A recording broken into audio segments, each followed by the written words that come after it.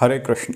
श्रीमद् भगवद गीता के अध्याय 13 के श्लोक 15 में अब आगे भगवान श्री कृष्ण अर्जुन से कहते हैं कि सर्वेंद्रिय गुणाभासम सर्वेंद्रिय विवर्जितम असक्तम सर्वभृच्चैव निर्गुणम गुणभोक्तृच। अर्थात परमात्मा समस्त इंद्रियों के मूल स्रोत हैं, फिर भी वे इंद्रियों से रहित हैं।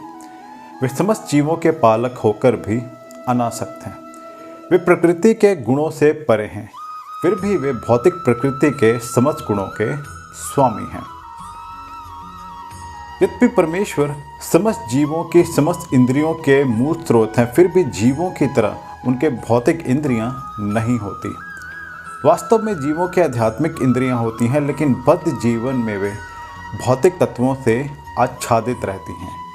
परमेश्वर की इंद्रियां इस तरह आच्छादित नहीं रहती, उनकी इंद्रियां दिव्य होती हैं, अतएव निर्गुण कहलाती हैं।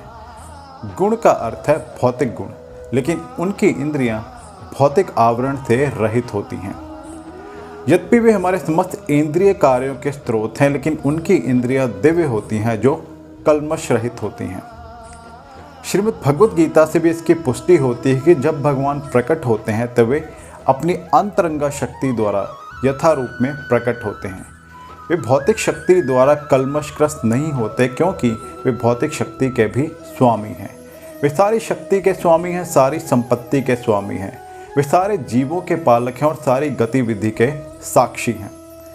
यद्यपि उनके हाथ पैर सिर मुख होते हैं, लेकिन हमें नहीं दिखते। लेकिन जब हम दिव्य पद तक ऊपर उठ जाते हैं तो हमें भगवान के स्वरूप के दिव्य दर्शन हो जाते हैं।